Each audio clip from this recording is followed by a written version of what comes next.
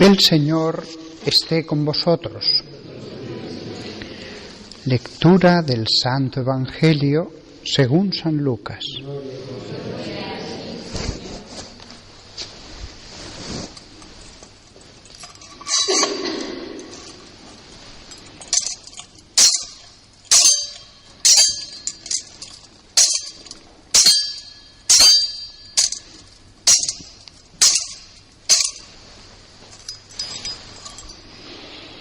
En aquel tiempo contaban los discípulos lo que les había acontecido en el camino y cómo reconocieron a Jesús en el partir el pan. Mientras hablaban, se presentó Jesús en medio de sus discípulos y les dijo: «Paz a vosotros». Llenos de miedo por la sorpresa, creían ver un fantasma. Él les dijo: «¿Por qué os alarmáis? ¿Por qué surgen dudas en vuestro interior? Mirad mis manos y mis pies, soy yo en persona. Palpadme y daos cuenta de que un fantasma no tiene carne y huesos, como veis que yo tengo». Dicho esto, les mostró las manos y los pies, y como no acababan de creer por la alegría y seguían atónitos, les dijo: «¿Tenéis ahí algo que comer?». Ellos le ofrecieron un trozo de pez asado.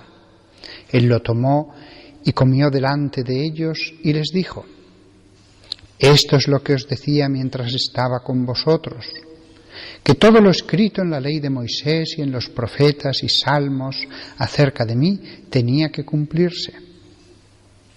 Entonces les abrió el entendimiento para comprender las Escrituras y añadió: «Así estaba escrito: el Mesías padecerá, resucitará de entre los muertos al tercer día, y en su nombre se predicará la conversión y el perdón de los pecados a todos los pueblos, comenzando por Jerusalén».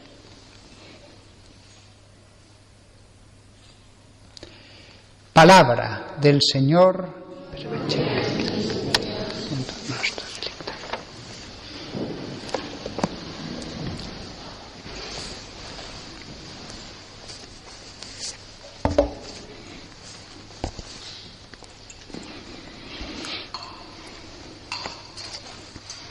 Hay una hermana que no ha apagado el WhatsApp, pero como aquí no lo va a consultar, yo creo que lo mejor es que no gaste batería, por ecología.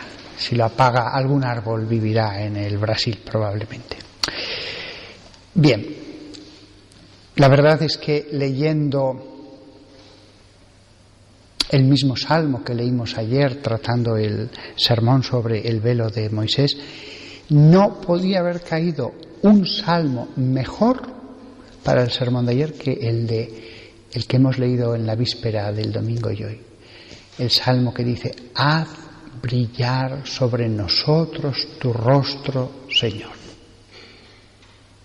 No podía haber sido escogido mejor aunque lo hubiera querido, porque al comulgar no le pedimos eso, sino que por la fe estamos seguros de que dentro de nosotros, no desde lo alto, dentro brilla el rostro de Dios. Hecho este excursus, vayamos al Evangelio de hoy. El Evangelio de hoy, que lo vamos a ir mirando trocito a trocito, tiene una conexión muy grande con el de ayer, con el sermón de ayer. ¿Por qué? Porque en ese aparecerse Jesús a los 11,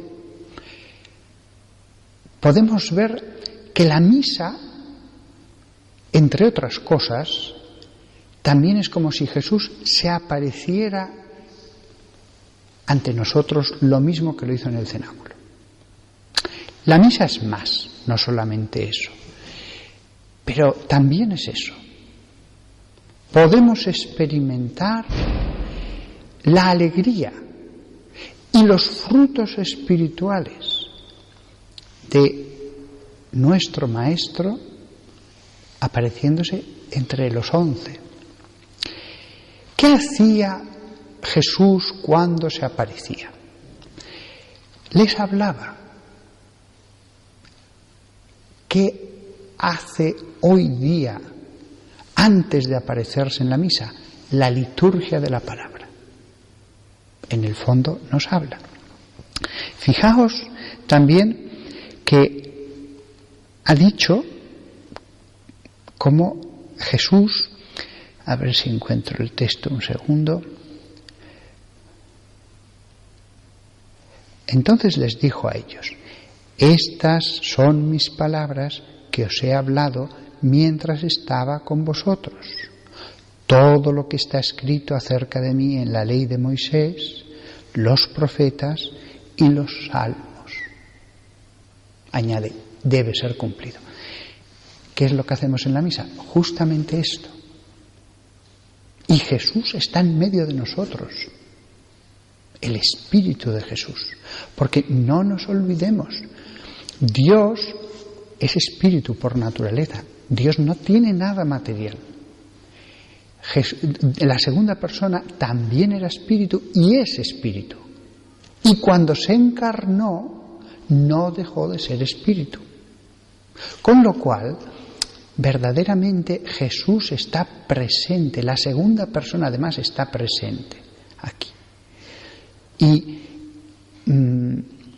después vendrá con su cuerpo. Pero cuando estamos escuchando las Escrituras, lo hacemos en compañía con Jesús. No le vemos, pero está. Así que, cuando en el Evangelio de hoy hemos leído, estas son mis palabras, que os hablé cuando estaba todavía con vosotros, ocurre en la misa. Si estamos atentos, es fácil despistarse, es fácil no recordar lo que hemos leído. Bien, Dios solamente nos pide que nos esforcemos, a lo mejor leyéndolo antes y cogiendo un versículo, como sea. Primero, Dios habla, eso es lo que hacía Jesús al aparecerse, y después lo ven. Mientras hablaba Jesús al aparecerse a los 11, lo veían. Eso es lo que va a suceder en la parte de la misa que llamamos liturgia eucarística. La misa tiene una parte que se llama liturgia de la palabra y otra parte que es liturgia eucarística. Entonces, fijaos, esas dos partes componen lo que hacía Jesús en el cenáculo cuando se aparecía a los 11. Se les apareció varias veces y varias veces les enseñó y varias veces lo vieron. Lo mismo que nosotros, lo mismo que nosotros. Después, Jesús les dice: mirad a mis manos y a mis pies, ved que soy yo mismo. Esta frase no había reparado en ella nunca. En hebreo, idete oti ego eimi, que se traduciría, ved que yo soy. Claro, ¿qué significa el nombre que Dios revela a Moisés? Yahvé. Significa yo soy. Le dirá yo soy,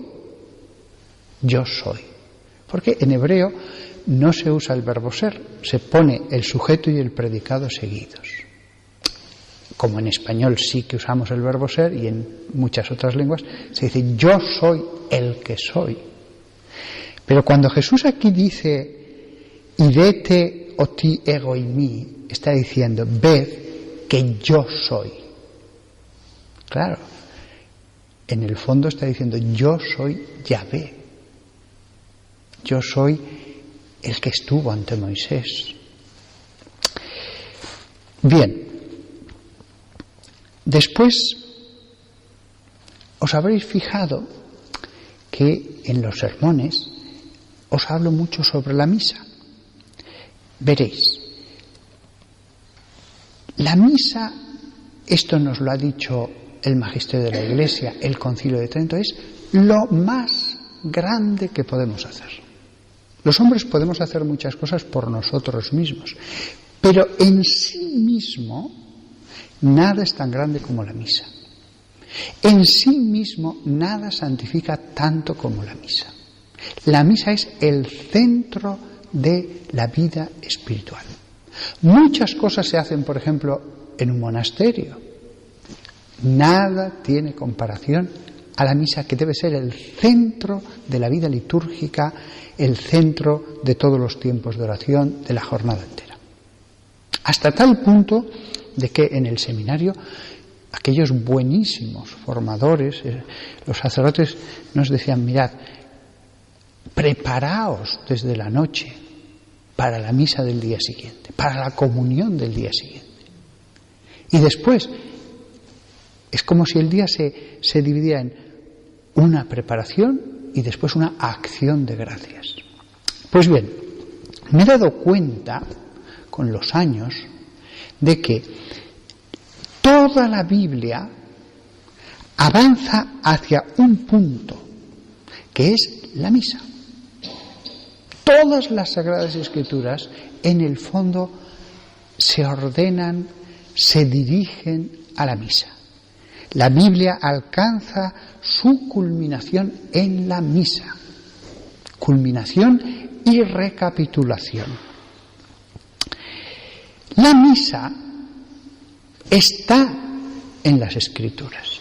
No es que esté por un lado la misa y después por otro lado las Escrituras. No.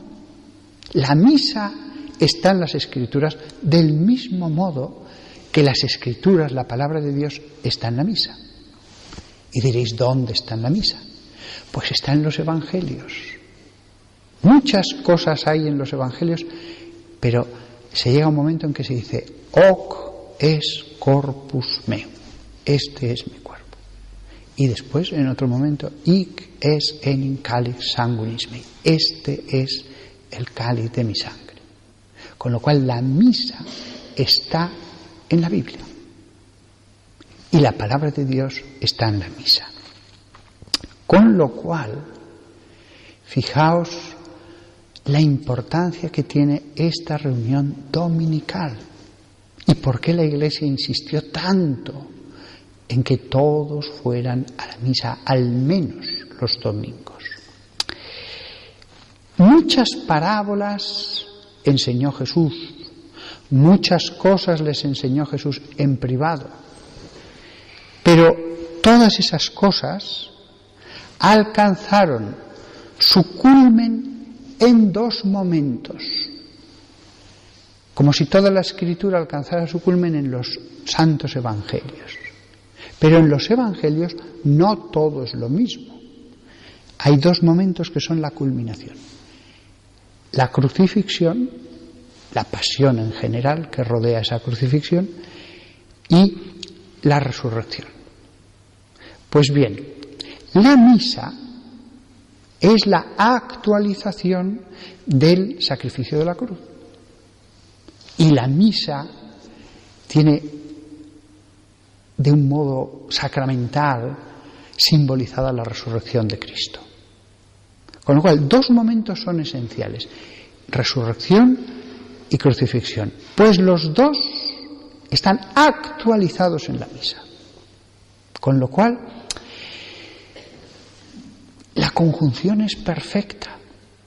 Y por eso nunca será suficiente predicar mucho sobre la misa. Una cosa que he meditado mucho en las semanas anteriores: el ara del altar como la losa de la resurrección. El altar como Calvario y el altar como lugar donde está el resucitado. Las dos cosas. Así que podríamos predicar continuamente sobre la misa, que en el fondo estamos yendo al corazón más profundo de toda la Biblia: crucifixión y resurrección. Nada más, que todos nosotros le pidamos al Espíritu Santo que nos dé a entender lo que es poder estar en esta última cena y que recordemos que toda la preparación que es la misa con todos los ritos y cosas, al final culmina en que podamos unirnos a Él en la comunión. Si nos hemos estado preparando como mínimo en una misa diaria media hora, no tiene sentido una vez que comulguemos olvidarnos. Va a estar allí, como dije en el sermón de ayer del velo de Moisés, lo que decíamos en el Salmo: haz brillar tu rostro sobre nosotros, Señor. Pues una vez que hemos conseguido que esa luz esté fúlgida en nuestras entrañas, es el momento de no abandonarla. Es el momento espiritualmente de ponernos todos un velo que nos haga entrar dentro de nosotros mismos. Así que le pidamos al Espíritu Santo, como hemos leído hoy en el Evangelio, les abrió la mente de ellos, Jesús con su palabra, y después les enviaría el Espíritu Santo. Él ya ha hablado con las Escrituras. Ahora pidamos que el Espíritu Santo, que desciende sobre el altar en la epíclesis, cuando le invocamos, pidámosle que descienda también ya desde ahora a nosotros para que, lo que hemos leído hoy, que nos abra la mente, que la Santísima Virgen María, que está presente en infinidad de símbolos también, ya hemos dedicado otros sermones, porque estuvo presente en el Calvario y porque estuvo al lado de Jesús resucitado, en cuanto resucitó, ella al lado de nosotros también nos ayude a aprovechar esta misa, al menos como hubiéramos aprovechado estar con Jesús, que se hubiera aparecido en el cenáculo. ¿Cómo nos hubiera impactado? Pues así nos debe impactar hoy esta misa.